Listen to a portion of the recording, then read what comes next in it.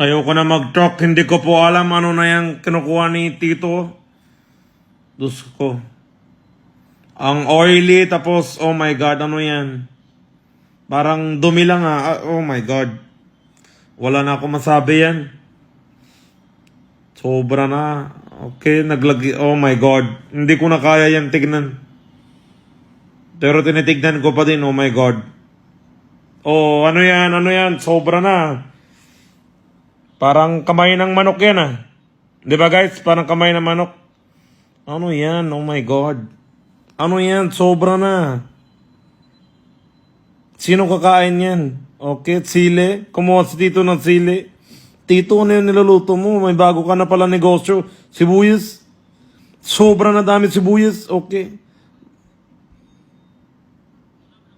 Ano yan? Oh my God. Hindi ko na kaya yan. Okay. May rice crisps. Tawag dyan yung crispy na rice. Okay. Kumuha siya. Okay. Mekas na yung konti sibuyas yan. Mekas. Tapos kumuha. Oh my God. Ano yan? Okay. Kinamay-kamay niya na lahat yan. Oh my God. Tito, sobrang nalinis kamay mo talaga yan, Tito.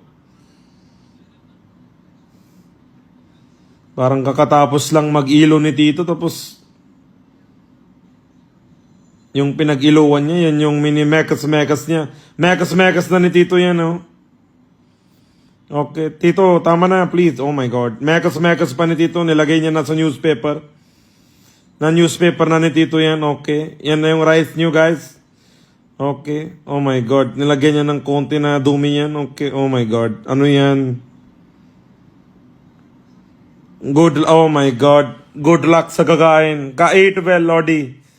Pinsan ko lang din kakain, guys. Oh my God. Kakain na siya. Oh my God. Oh my God.